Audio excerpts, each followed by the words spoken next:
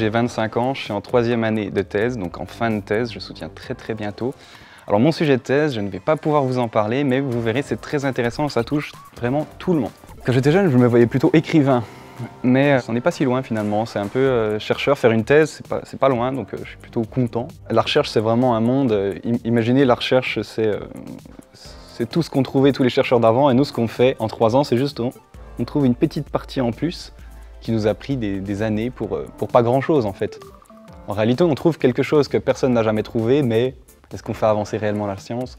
Moi, je peux faire mes travaux grâce à quelqu'un qui a fait ses travaux en 2016, et voilà, c'est comme ça qu'on avance la recherche. Mais à chaque fois, c'est des petites choses. Si j'ai choisi de faire ma thèse en 180 secondes, c'est justement pour pouvoir apprendre à vulgariser mes travaux. Si on peut parler de son sujet de thèse en seulement 180 secondes, on peut parler à n'importe qui, même à ses grands-parents lors d'un repas de famille. D'une manière purement scientifique, c'est très intéressant de pouvoir vulgariser son travail et que les gens comprennent ce que font les chercheurs. Parce que là, c'est un monde flou, la recherche, que ce soit dans toutes les matières, que ce soit en sciences sociales, en sciences dures. Les gens ne comprennent pas vraiment ce qu'on fait en réalité. Il y a toujours un peu le trac avant de monter sur scène ou avant de dire des choses, mais de toute façon, quoi qu'il arrive, on ne peut pas plaire à tout le monde, donc autant se lancer. Ça plaira bien à une personne de toute façon, ce qu'on va dire. Donc autant le faire, quoi.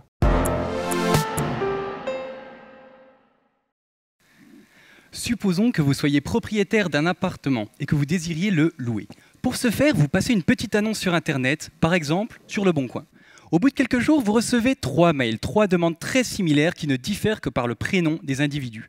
Émilie, Vincent et Mohamed trouvent tous les 3 votre appartement à leur goût.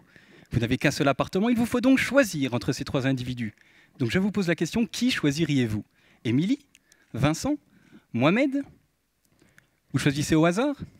En réalité, les 3 mails que vous avez reçus sont faux. Ils ont été envoyés par un chercheur. Ce chercheur essaie de vous analyser et de déterminer si vous préférez un certain type d'individu. Et ce chercheur, eh bien c'est moi. Et oui, derrière mon écran, avec un logiciel conçu pour, un de mes passe-temps favoris est d'envoyer des milliers de mails partout en France pour déterminer si statistiquement, les mails signés Émilie, Vincent ou Mohamed ont des chances différentes d'obtenir une réponse et donc un logement. Mon but, vous l'aurez peut-être compris, c'est d'étudier la discrimination. Et pourtant, je ne suis pas sociologue, je ne suis pas psychologue. Non, moi, je suis économiste. Mais l'économie, vous le savez très bien, ce n'est pas que la finance, la dette, la crise, Macron, tout ça, tout ça. Non. L'économie s'intéresse aussi à la question des discriminations, car il n'est pas efficace économiquement que des individus soient discriminés, finissent par être logés à la périphérie de la ville et aient plus de difficultés à se rendre sur leur lieu de travail. Avec ce type d'études, donc, on a ainsi pu se rendre compte que Mohamed, juste à cause de son prénom, avait 2 fois moins de chances d'obtenir une réponse que Vincent. Ou encore que Émilie était la plus souvent choisie parmi ces 3 individus. Mais d'où provient cette différence de traitement? En effet, pour analyser, pour agir, pour combattre la discrimination, il est nécessaire d'en connaître les causes. Si vous décidez de choisir Émilie, par exemple, est-ce que cela veut dire que vous êtes sexiste à l'égard de Vincent ou raciste à l'égard de Mohamed? Eh bien non, pas forcément. Vous pouvez très bien décider de choisir Émilie car vous considérez que les filles sont plus dignes de confiance que les garçons. Et on ne peut pas vraiment vous donner tort. Donc moi, durant ma thèse, je dois dissocier les cas où un individu est choisi pour des raisons logiques avec les cas où il est choisi pour des raisons illogiques, par racisme ou sexisme par exemple. Et pour ce faire, et en plus d'envoyer des milliers de mails partout en France, je réalise une méta-analyse, c'est-à-dire une sorte de regroupement de toutes les études réalisées dans le monde sur le même sujet pour en faire une seule et même étude.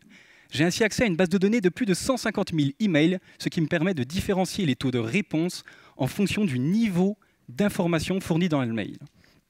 Lorsque cette fois, Mohamed justifie une situation stable, comme par exemple le fait d'être fonctionnaire, la discrimination est nettement plus faible. Ce qui indique qu'il n'y a pas que le racisme qui joue. Il y a aussi le fait que de base, les individus pensent que le prénom Mohamed est associé à une plus faible stabilité, un plus faible revenu et donc à un plus gros risque. Voilà, vous en savez beaucoup plus sur la discrimination dans le logement. Je m'en vais montrer mes résultats aux politiques publiques. Peut-être pourront-ils agir, mais j'ai comme un doute.